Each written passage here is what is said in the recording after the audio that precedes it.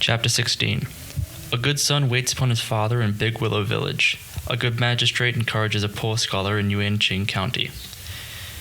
When Kuang Chaojin saw his home, covering 2 paces in one, he hurried eagerly forward to knock at the door. At the sound of his voice, his mother came out to welcome him. "Is it you, son?" she cried. "I'm back, mother." He put down his luggage, straightened his clothes, and bowed to her. When his mother felt his clothes and found he was wearing a very thick padded jacket, a great weight was lifted from her mind. "Since you left with that merchant over a year ago, I've been eating my heart out," she told him. "One night I woke up crying because I dreamed you had fallen into the water. One night I dreamed you had broken your leg. One night I dreamed that there was a big growth on your face, but when you showed it to me and I tried to take it off, I couldn't. One night I dreamed that you had come home and stood before me in tears, and then I cried too until I woke up myself. One night I saw you in a gauze cap and heard you had become an official. I laughed and said, 'How can country folk like us become officials?' Then a man there told me, 'This official is not your son. Your son, however, has also become an official, but he will never come back to you anymore.' That made me cry again, and I said, 'If I shan't be able to see him again once he becomes an official, I'd rather he didn't become one.' I started sobbing so loudly that I woke up and woke your father too. He asked me what was the matter, and when I told him the dream from the beginning, he said I was crazy. But that same night he had a stroke which left him paralyzed all down one side. He's sleeping now in the bedroom." Old Kuang in the inner room knew by now that his son had come back, and this gave him a new lease on life. Kuang Chaojin went into him. "Father," he said, "your son is back." Then he stepped forward and kowtowed. His father made him sit on the edge of the bed while he told him the whole story of his troubles. "After you left, your third uncle took a fancy to our house. I was thinking of selling it to him, too, because I recognized that even after renting rooms somewhere else, we'd have a few tails left from the proceeds to set you up in a small business after you came home. People told me your house is right next to his, so if he wants it, you should make him pay a few taels more. But although he's rich, he likes to drive a hard bargain, and instead of paying more, he offered less than the market price. He knew quite well, you see, that we had no rice left at home, so he tried to cut the price. Well, that made me angry, and I refused to sell. But then he played a dirty trick on me by asking the former owner to buy the house back at the original price. As you know, the former owner is one of my uncles, and he took advantage of his position as an elder to claim that his family property should never have been sold. I said, 'At any rate, you must pay me the repairs I've done all these years.' But he wouldn't hear of it. He insisted on buying it back at the original price. We were wrangling that day in the ancestral temple, and he even struck me. Yet all the rich relatives supported him because your third uncle had spoken to them beforehand. They accused me of having no family feeling. Your elder brother was no use either. What he said didn't cut any ice. And I was so angry that I fell ill as soon as I got home. After that, of course, things became even harder for us, until your elder brother let himself be talked into accepting the original price for the house and signed a receipt. They paid him the money in several lots, and it was soon spent. Then he saw that things looked bad and talked it over with his wife, and now they don't eat with us anymore. I've nothing to give him, and he's worked on his own. I have nothing to give him, and he's working on his own, so I better let him have his own way. He takes his wares out every morning to one of the markets around, but he doesn't make enough to feed even the 2 of them. I lie here getting worse and worse, and your uncle keeps trying to turn us out because he wants to repair these rooms. What does he care whether I live or die? People come every few days to order us out, and we have to put up with their insults. But we didn't know what had become of you either. And whenever your mother thought of you, she cried." "Don't worry any more, father," said Kuang Chaojin. "You must rest quietly till you're better. In Hangzhou, I met a gentleman who gave me 10 taels of silver, and tomorrow I shall start working to support you. If third uncle asks for the house again, you needn't be afraid. I'll answer him." His mother came in too to call him in to a meal, and he followed her to the kitchen where he bowed to his sister-in-law who offered him tea. After drinking the tea and finishing his meal, he hurried to the marketplace and spent what remained of his traveling money on a pig's trotter for his father to eat that evening. No sooner had he returned home than in came his elder brother, Kuang Ta, with his peddler's kit. Kuang Chao Jin bowed and knelt down, but his brother raised him up and made him sit in the hall while he told him of the hard times they had had. "Dad doesn't seem quite right in the head nowadays," said Kuang Ta with a frown. "He won't see reason. They want us to move out, but he won't give up the house, and so they take it out on me. So they take it out of me. You're his favorite. See if you can't talk him around." This said, he carried his wares to his own room. When the pig's trotter was cooked, Kuang Chao Jin took it with the rice to his father and helped him sit up. His sons returned, but the old man in good spirits. And since there was the meat that evening, he made a hearty meal. Then, taking what was left, Kuang Chao Jin asked his mother and brother in, and laid a table in front of his father's bed for their supper. The old man was pleased as he watched them eat, and Kuang Chao Jin sat with him till nearly 10 o'clock, when he settled him comfortably for the night. Last of all, he brought his own bedding and lay down to sleep at his father's feet. The next morning he got up early, took the silver to the market, and brought a bushel of beans and several pigs which he kept in a sty. He killed one pig, cleaned it, cut it up, and sold it during the morning. And after that he made bean curd, which he also sold. Then, having put his takings under his father's bed, he sat by the old man's side and, to cheer him up, described the scenery of the West Lake and the different sweetmeats sold there. He also repeated jokes he had heard in various places until his father was laughing. In the evening, Kuang Chao Jin helped his father sit up again for supper. Then arranged him comfortably for the night, tucking his quilt around him. This done, he fetched a big iron lamp he had brought from Hangzhou, filled it with oil, and sat by his father's side to read essays.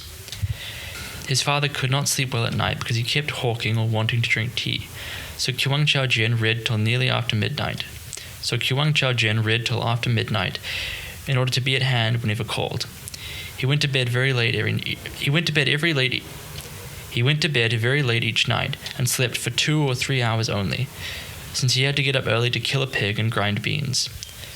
4 or 5 days later, Kuang Tai came home early, bringing a pot of wine and a chicken which he ordered his wife to boil to welcome his brother home. "Don't tell the old man," he said. Kuang Chao Jin would not listen to him, however, but filled a bowl with chicken for his father and mother, and the two brothers were eating what was left in the hall when their third uncle came to demand that they move out. Kuang Chao Jin put down his wine and bowed. Well, so you're back, eh?" said his uncle, "wearing such a thick padded jacket too. And while you were away, you've learned to scrape and bow with the rest of them. I have been so busy these few days since I came back, uncle, that I haven't been able to call to pay my respects. Please sit down and have some wine." The uncle sat down, and after a few cups of wine brought up the subject of the house. "Please have patience, uncle," said Kuang Chao Jin. "Since my brother and I are both at home, we don't intend to go on occupying your house for nothing. Even if we can't afford to lease a house, we can at least rent a couple of rooms in order to leave this house to you. The thing is that our father is ill just now, and they say that when a sick man is moved, it holds up his cure. We are anxiously inviting doctors to cure father, and if he recovers soon, we shall move at once. And if we hear that his illness can't be cured in a short time, we shall have no choice but to look for rooms and move away. For if we go on living in your house, uncle, not only will you be urging us all the time to move, but our own parents will feel uncomfortable about staying." This frank yet polite way of talking left the uncle with nothing to say. "We belong to one family, and I don't want to hurry you," he replied. "It's just that all the repairs should be done together. And if that's the way things are, you may stay here a little longer." "Thank you, uncle," replied Kuang Chao Jin. "I can promise you that we won't be too long." "Won't you have another cup of wine?" asked Kuang Ta as their uncle rose to leave. He declined, however, and went away. Kuang Chao Jin was soon doing a brisk business in pork and bean curd, selling all his goods by midday, then taking his earnings home to keep his father company. Whenever he made a little extra, he would buy a chicken or duck or some fish from the market for his father, because the old man suffered from phlegm and could not eat much pork. As for kidney and tripe, old Kuang had these constantly, to say nothing of cordials. Thus the old man lived in comfort, and by degrees his illness improved. When he spoke of moving house, though, Kuang Chao-jin said, "You are only just beginning to recover, father. Wait until you are strong enough to walk with my help before you talk of moving." And when the third uncle sent people to demand the house, Kuang Chao-jin managed to put them off. Kuang Chao-jin had extraordinary energy. He plied his trade in the morning and sat up at night looking after his father and studying. Nobody could have worked harder. And if he had time in the middle of the day, he went out to play chess with the neighbors. One day, after the midday meal, when his father had eaten and he had nothing to do, Kuang Chao-jin went to the threshing floor with a distant relative who was a cowherd. They turned over a crate to serve as a table and settled down to a game of chess. Presently, a white-bearded old man strolled over with his hands behind his back to watch the game. "Aha!" he exclaimed after watching for some time. "You've lost." Kuang Chao-jin looked up and saw that it was the village headman, Pan. So he stood up, called him by his name, and bowed. "I was wondering who you were," said the headman. "Now I remember. You're old Kuang's second son, who left home the year before last. When did you get back? Is your father better yet?" "I have been back for half a year, uncle, but I dared not disturb you by calling simply to pay my respects. My father is still bedridden, but he has taken a turn for the better. It was good of you to ask after him. Please come to our house for a cup of tea." No, I won't trouble you," said Pan. He stepped up to Kuang Chao-jin, pushed back the young man's cap, then took his hand and examined the palm most carefully. "I don't want to flatter you," he said, "but I know something about fortune-telling, and you have noble features. When you reach 27 or 28, you are going to have good luck. A wife, children, wealth, and rank will all be yours. The center of your brows is turning yellow, a sign that a high official will soon come into your life." Turning up the lobe of Kuang Chao-jin's ear, he added, You will have an unpleasant surprise as well, but nothing serious. And after that, you'll be better every year."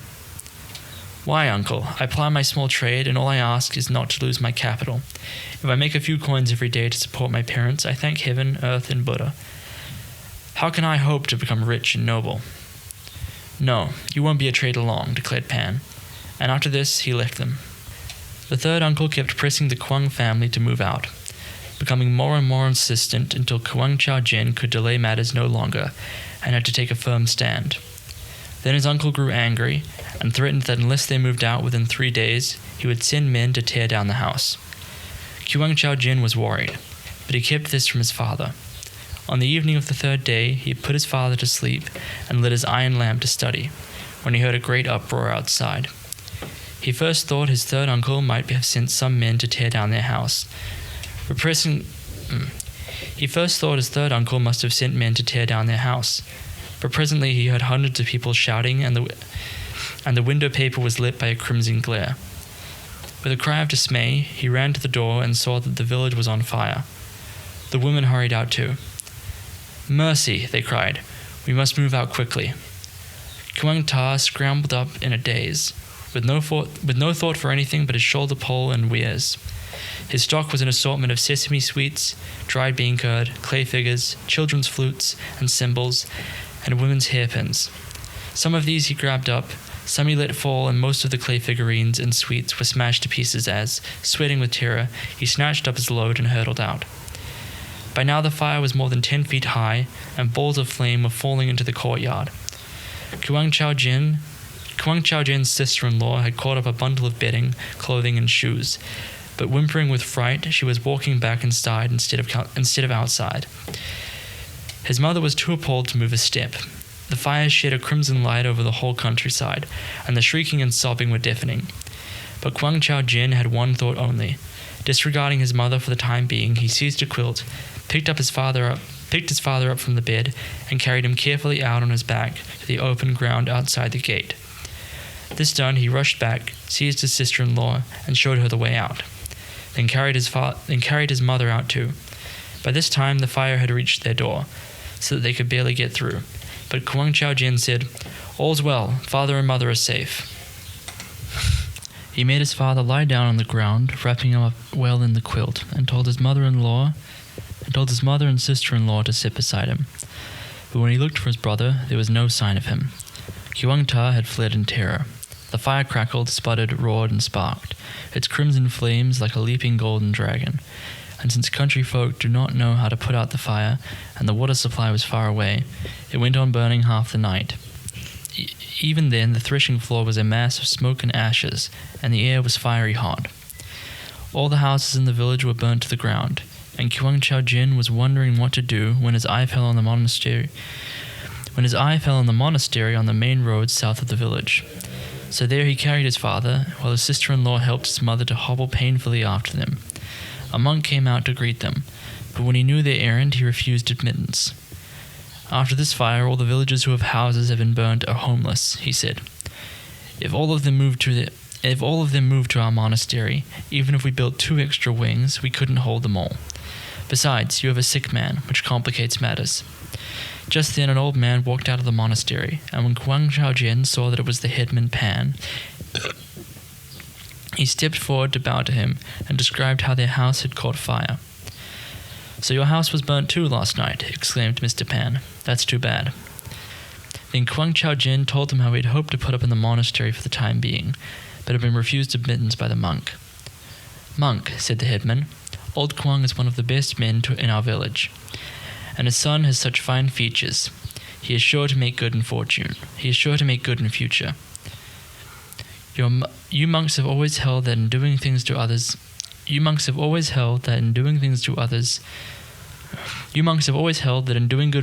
lies the greatest good for yourselves. Why don't you lend them a room for a couple of days? They won't stay longer than they have to, and I shall give you some incense money." When the monk heard the headman say this, he dared no longer to refuse to admit the Kuang family.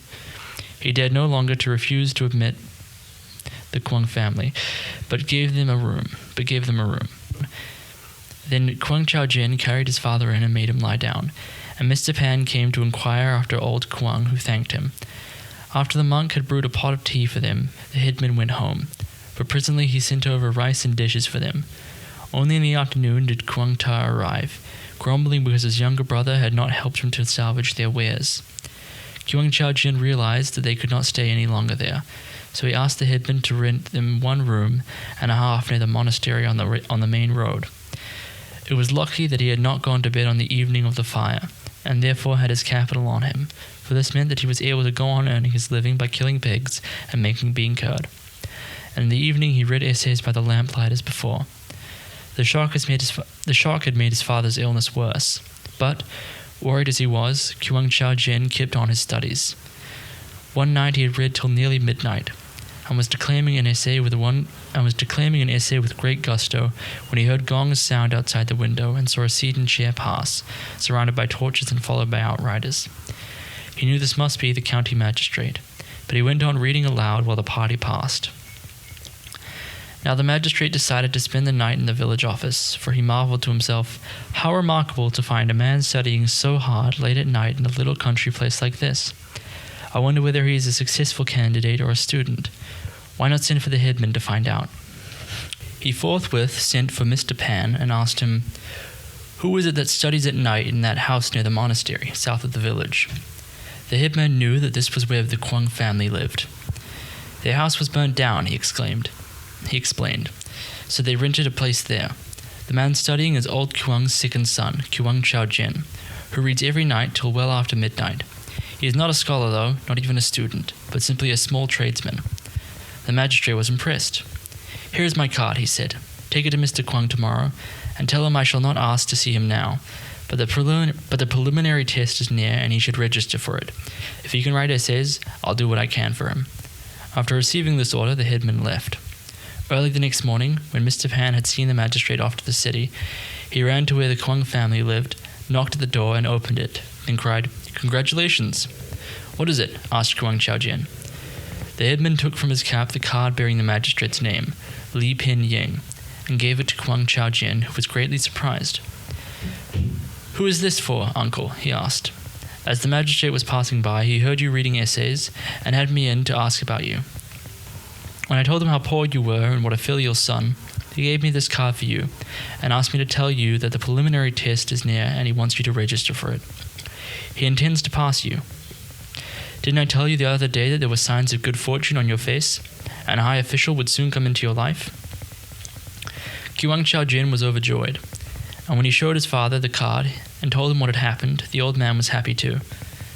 That evening, when Qiang Ta came back and saw the card, Qiang Chaojin told him about it also, but his brother would not believe it. A few days later, a notice was posted in the district announcing the preliminary test, and Qiang Chaojin brought examination paper and went in for the test. When the results were published, he had passed, and he brought more examination paper for the next test. When the magistrate took his seat in court, Qiang Chaojin's name was the first to be called. "How old are you?" asked Magistrate Li. "I am 22. "You write quite well. If you work even harder to prepare for the next test, I shall see you through." Qiang Chaojin bowed and thanked him, then took his paper and left. When the results of the second preliminary test were published, he was first on the list.